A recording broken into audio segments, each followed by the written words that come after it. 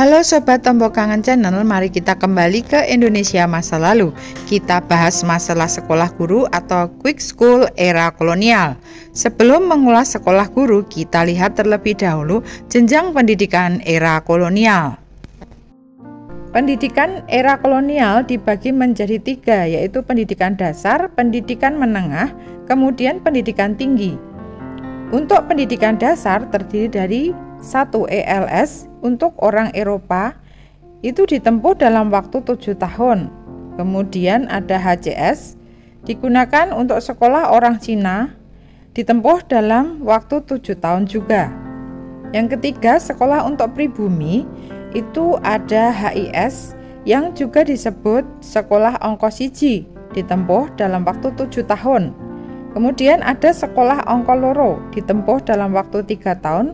Tujuannya hanya memberantas buta huruf. Jika ingin melanjutkan masuk ke sekolah lanjutan selama 5 tahun nanti akan sejajar dengan HIS, namun sekolah ini tidak berkembang.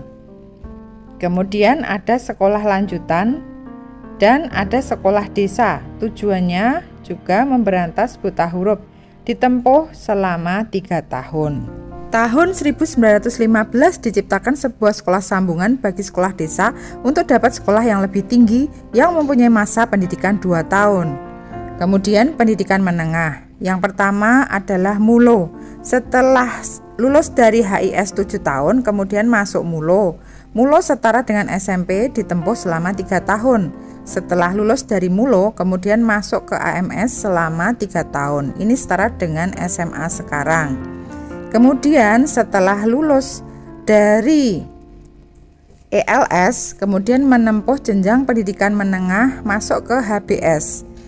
Kemudian HBS ini masa studinya adalah 5 tahun, ini bisa setara dengan SMA. Kemudian yang ketiga adalah sekolah kejuruan. Pada masa kolonial ada 5 sekolah kejuruan, yaitu sekolah pertukangan, sekolah teknik, sekolah dagang, sekolah kejuruan wanita, dan yang terakhir adalah sekolah guru atau yang disebut dengan quick school. Pendirian sekolah-sekolah guru berjalan lambat akibat sikap hati-hati dan sekaligus sikap setengah hati pemerintahan Hindia Belanda dalam mengembangkan pendidikan di tanah jajahannya. Sikap hati-hati berlaku bagi sekolah-sekolah Eropa, sedangkan sikap setengah hati berlaku untuk sekolah-sekolah yang ditujukan bagi golongan pribumi. Sikap setengah hati dalam pengadaan guru bagi sekolah-sekolah pribumi karena pemerintahan Hindia Belanda menganggap hal ini sebagai pemborosan belaka, apalagi yang diajarkan sebatas kemampuan menulis, membaca, dan berhitung yang sederhana. Bagi sekolah-sekolah Eropa, sikap hati-hati kemungkinan demi alasan mutu karena sekolah-sekolah tersebut harus menyambung dan setara mutunya dengan yang ada di negeri Belanda. Meskipun lambat, Belanda lebih mendahulukan pendirian sekolah guru daripada jenis sekolah tingkat menengah lainnya untuk orang Indonesia. Pada awal pembentukan, kalangan zending atau swasta dan misionaris membuka lembaga pendidikan guru berupa kursus-kursus. Disusul, pemerintahan juga menyelenggarakan kursus-kursus guru yang diberi nama normal kursus yang dipersiapkan untuk menghasilkan guru-guru sekolah desa. Kemudian baru tahun 1834 quick school atau sekolah guru didirikan pertama kalinya di Ambon, didirikan oleh swasta yang merupakan misi dari gereja, kemudian diikuti pendiriannya di Minahasa. Kemudian tahun 1852 pemerintahan Belanda membuka sekolah guru Holland Inlands Quick School atau HIK didirikan di Surakarta pada tahun 1852 atas instruksi dari raja. Karena kebutuhan guru yang terbatas sehingga banyak golongan priayi Jawa menjadi muridnya. Pada awalnya sulit mencari siswa untuk quick school atau sekolah guru dan anak-anak priayi sering menggunakan profesi dan guru sebagai batu loncatan untuk memperoleh pekerjaan di kantor pemerintahan yang lebih terhormat dalam pandangan mereka. Tak ada persyaratan untuk menjadi calon sekolah guru dan tidak ada sekolah yang mempersiapkan siswa untuk itu. Syarat satu-satunya ialah usia minimal 14 dan maksimal 17 dan ini pun tak dapat dipastikan karena tidak adanya surat kelahiran. Ada kalanya calon tanpa berpengetahuan bahasa Melayu, bahasa Belanda, tanpa bisa berhitung dan membaca harus diterima. Karena sekolah guru pada taraf permulaan tak ubahnya sekolah rendah, karena tidak ada yang berminat dan pemerintahan Hindia Belanda membutuhkannya, karena mereka akan menggunakan tenaga pribumi dalam bisnisnya. Kemudian kualitas sekolah guru baru mulai meningkat pada tahun 1871 ketika kurikulumnya mulai sejajar dengan sekolah menengah, dengan mata ajar bahasa daerah, dengan buku karangan berbahasa Belanda, berhitung, geometri, elementer, sejarah, ilmu alam, menggambar, pedagogik dalam bentuk teori dan praktek, menulis tangan dalam huruf Latin, Jawa, dan lain-lain, tergantung kepada daerah masing-masing. Untuk menarik lebih banyak murid yang menjadi guru, pemerintah menetapkan kenaikan gaji guru, dikeluarkan peraturan yang menentukan bahwa guru lulusan Quick School dapat ditempatkan dalam tiap jabatan pemerintahan. Jumlah pelamar segera meningkat sehingga setelah 1892 harus diadakan ujian seleksi dan mereka yang lulus pun masih harus memenuhi persyaratan tertentu. Hanya 10-15% terbaik akhirnya dapat diterima di Quick School. Pendidikan HIK atau Holland Indisch Quick School ditempuh selama 4 tahun yang menerima lulusan sekolah dasar Ongkosiji berbahasa pengantar bahasa Belanda. Maka tahun 1870-an didirikan HIK di berbagai tempat seperti di Tondano, di Probolinggo, Banjarmasin, Padang Sidempuan, dan di Jogja. Di Jogja sendiri didirikan sekolah HIK di tahun 1879. Yang sekolah di HIK mendapatkan fasilitas berupa biaya sekolah gratis, mendapatkan uang saku bulanan, mendapatkan asrama, mendapatkan materi pembelajaran dan alat tulis secara gratis. Sekolah guru pada saat itu di bawah pengelolaan Departemen Pendidikan Agama dan Perindustrian. Sekolah guru di Jogja sekarang menjadi gedung SMA Negeri 11 Yogyakarta. Di Jogja, siswa sekolah guru dianjurkan memakai pakaian batik menurut pola yang digunakan oleh para golongan ningrat pada saat itu. Sementara itu, untuk memenuhi kebutuhan guru pada sekolah-sekolah Belanda dan Cina, didirikan Eropa Quick School atau EKS, lulusannya mengajar di ELS, dan untuk sekolah-sekolah Cina membuka juga Holland Chinese Quick School atau HCK, lulusannya untuk mengajar HCS, dan HIK sendiri lulusannya difokuskan untuk mengajar HIS. Secara nasional, peningkatan mutu guru bagi pribumi baru dilakukan pada tahun 1914 dengan mendirikan sekolah guru atas yaitu Hongers Quick School atau HKS di Purworejo.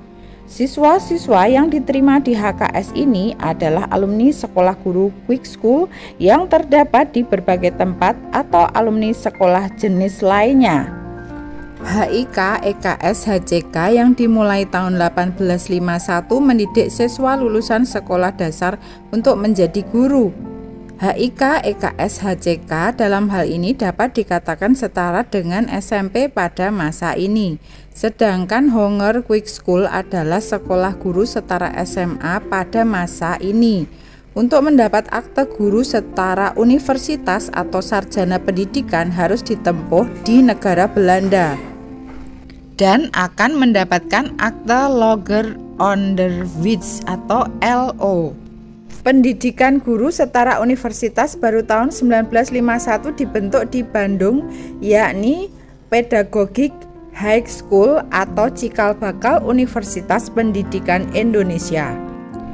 Lulusan pendidikan lanjut guru ke Belanda dan memperoleh ijazah PhD atau doktor atau diploma MO berwenang mengajar di HBS. Pernah timbul masalah ketika dua wanita Indonesia berhasil mendapat ijazah guru di negeri Belanda yang secara legal berwenang untuk mengajar ELS. Karena tidak ada undang-undang yang mengadakan diskriminasi kebangsaan atau rasial, Dewan Hindia menyampaikan dengan tegas bahwa pribumi tak layak mendidik anak Belanda. Sejak itu sampai Belanda menyerah kepada Jepang, tak seorang pun orang Indonesia pernah diangkat sebagai guru di ELS. Kemudian banyak sekolah-sekolah guru yang ditutup karena alasan pendanaan pemerintahan Belanda. Kemudian tumbuhlah normal school yang diselenggarakan oleh pihak swasta, contoh seperti Misionaris Romo Van Lith. Normal school adalah sekolah guru dengan bahasa daerah. Sekolah normal school diharapkan untuk menggantikan peran sekolah guru quick school. HKS ketiganya pun ditutup, maka peran normal school ini lebih ditingkatkan. Awalnya normal school setara SMP, lalu dinaikkan setara SMA. Dengan demikian normal school dapat menggantikan peran HKS setara SMA. Pada perkembangannya, untuk menghasilkan guru-guru pada sekolah menengah atas pada tahun 1938 dilakukan kursus 2 tahun di Bandung, jadi tidak perlu lagi studi ke Belanda. Sekolah-sekolah guru swasta hanya ada pada jenjang normal school untuk pendidikan guru bagi SD dengan bahasa pengantar bahasa daerah. Tahun 1912 juga lahirlah Muhammadiyah, sekolah guru yang berhaluan keagamaan Islam Muhammadiyah yang pada saat itu didirikan oleh KH Ahmad Dahlan, khususnya yang terdapat di kota Yogyakarta. Setelah berakhirnya era kolonial Belanda pada saat pendudukan Jepang, sekolah-sekolah guru banyak yang ditutup dan dibentuk sekolah guru yang baru. Pada era kemerdekaan, untuk menghasilkan guru untuk sekolah dasar dibentuk sekolah guru bawah atau SGB, dan untuk guru-guru sekolah menengah SMP dibentuk sekolah guru atas atau SGH. Dalam perkembangannya, SGB ini menjadi SPG, Sekolah Pendidikan Guru, dan SGA ini menjadi PGSLP. Untuk guru-guru yang mengajar di SMA adalah lulusan perguruan tinggi, yaitu Fakultas Pedagogi. Fakultas ini baru mulai dirintis pasca pengakuan kedaulatan Republik Indonesia. Fakultas Pedagogik ini menjadi cikal bakal Universitas Pendidikan Indonesia di Bandung. Demikian liputan dari tim Tombo Kangen Channel. Semoga liputan ini bermanfaat untuk kita semua. Salam dari kami, salam Tombo Kangen Channel. Dadah, dadah, dadah. Jauh kau pergi ombak samudra, lama kau merantau mengembara, apakah yang dicarinya? Sunyi kau keliling dunia ini, tak mengenal susah payah hati, apakah yang kau kendaki? Inginkah kamu mencari cahaya dewata sejati, cahaya gemilang menyinari jiwa sukma sanubari? Kapan kau pulang ombak samudra, kembali ke pantai bahagia, membawa cahaya dewata?